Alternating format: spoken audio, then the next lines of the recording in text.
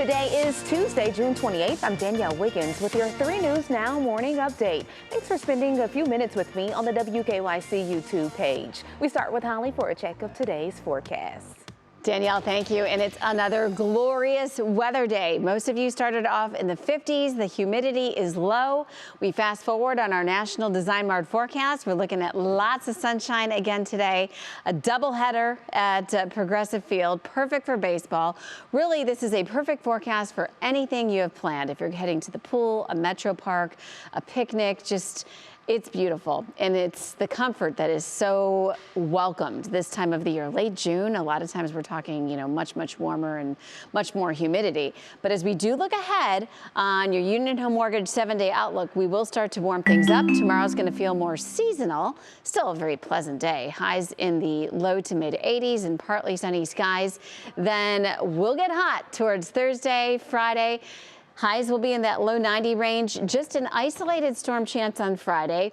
We'll call it hit or miss Saturday. Still nothing to cancel plans over, but that would be the day I'd have a backup just in case, especially for all those barbecues and things.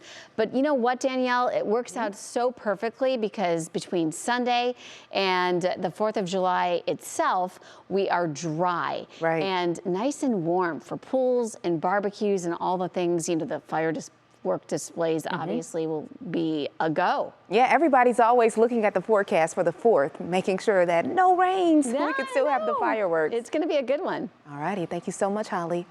Well, today, Browns quarterback Deshaun Watson will testify in a disciplinary hearing. This morning, USA Today is reporting that the NFL will recommend an indefinite suspension of no less than a year for the Browns quarterback. But there are no details this morning if that recommendation will be the final decision out of this hearing. We could get a final possible punishment later this week. Watson and his legal team recently settled with 20 of 24 of his accusers in the sexual misconduct civil cases. Watson continues to deny any wrongdoing. And here are 3 additional local headlines we're following right now. First, one person is dead following a police chase in Akron early Monday morning. Akron police attempted to stop a vehicle for a traffic violation. When the driver refused to stop, police say a chase began. Eventually, the driver got out of the car and started to run. Police say the suspect, quote, posed a deadly threat, and that's when officers shot at the suspect. He was pronounced dead at the scene. The officers involved are now on paid administrative leave, which is the department's policy. BCI is investigating. In Stark County, a man is dead and another is under arrest after a shooting at a motel in Jackson Township late Sunday night. Police there and the U.S. Marshals arrested Cortez Wendell Watson for murder, among other charges. The victim, a 35-year-old man, has not been named. And renewing your driver's license or state ID just got a lot easier. That's because some Ohioans can now renew them online. This applies to residents between 21 and 65 years old. And state officials say you will need to renew in person every 8 years for an updated eye exam and picture. Some BMV locations will also have self-service kiosks where drivers can renew their registration and tags. And we are continuing to follow the latest with the Roe v. Wade ruling. Cuyahoga County Prosecutor Michael O'Malley pledges not to pursue charges for abortion patients or providers.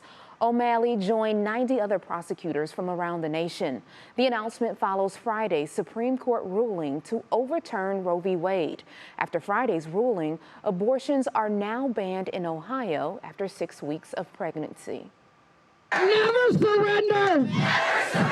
Abortion forever! Abortion forever! And you are looking at a protest in downtown Cleveland over the Supreme Court's decision to overturn Roe v. Wade. Now, the question is, what consequences could providers and women face in Ohio? Our January Keaton explains.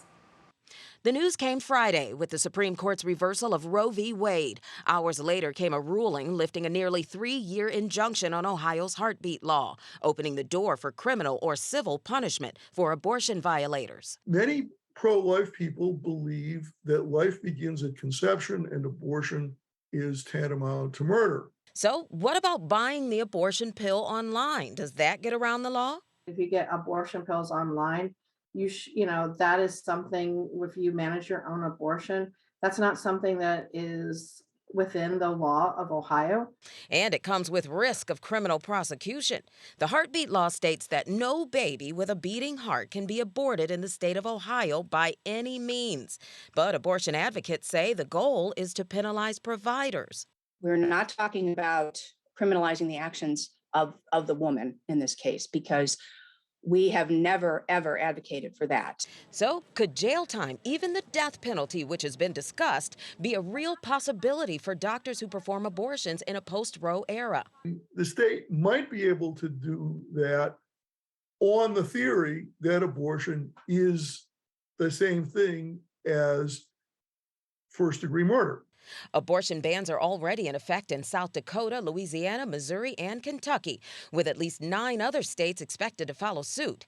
A death penalty case would be highly unlikely for violators of abortion law. Even jail time would likely not happen. But they would lose their licenses. Even if they don't go to jail, if you don't have your medical license, you can't be a doctor.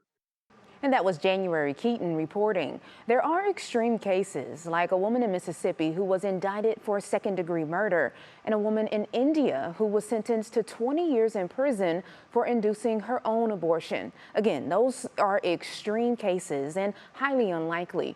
As far as prosecuting providers goes, it will be up to each individual state. And turning to sports news now, it's official. David Blitzer is now a minority owner of the Cleveland Guardians. The team confirmed the news yesterday, which comes nearly 2 weeks after reports first surfaced of the deal. And joining Blitzer's group, well, as a local investor in the minority stake of the Guardians, is Leaf Filter owner Matt Collick, the founder of Collick Companies in Northeast Ohio. The former Akron Zips quarterback currently owns Collick Racing in NASCAR. Congratulations to him.